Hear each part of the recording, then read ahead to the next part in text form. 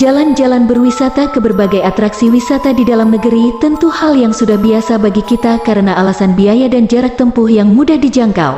Tapi lain halnya bila mana mengadakan perjalanan wisata ke luar negeri, tentu banyak hal yang harus dipertimbangkan selain masalah jarak yang jauh.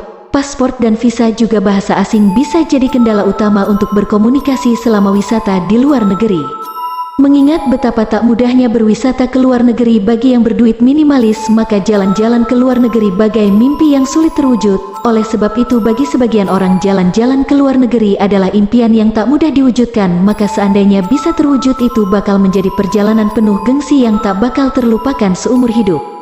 Memang faktanya tak setiap orang beruntung bisa berwisata ke luar negeri, terutama karena faktor biaya yang tak terjangkau. Namun bagi yang belum pernah jalan-jalan ke luar negeri dan kebetulan ada cukup biaya dan punya kesempatan pertama ke luar negeri, maka saya sarankan untuk pergi melancong ke negeri jiran Malaysia. Tentu saja saya punya alasan kuat kenapa harus ke Malaysia, adalah negara paling ideal UTK dijadikan target utama perjalanan wisata ke luar negeri untuk pertama kalinya.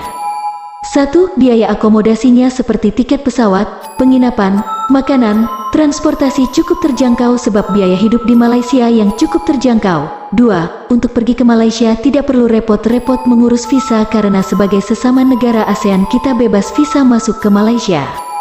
3. Bila kita pergi wisata ke Jepang, China, Thailand, Australia tentu ada kendala bahasa asing, tapi untuk melancong ke Malaysia tak perlu cemas soal bahasa karena ada kesamaan bahasa dengan orang Malaysia. 4. Soal makanan atau kuliner juga tak perlu takut lidah kita bakal terasa asing sebab kuliner di Malaysia pun sama dengan kita seperti nasi uduk atau nasi lemak, nasi goreng, sate ayam, bakso dan lain-lain. 5. Jaringan transportasi di Malaysia sudah terintegrasi dengan baik antara satu lokasi wisata dengan lokasi wisata lainnya. Misal kita dari Kuala Lumpur ke Selangor lalu ke Johor, semua sudah terhubung dengan rapi, bahkan bila ingin ke Singapura pun dari Johor sudah ada jaringan transportasinya.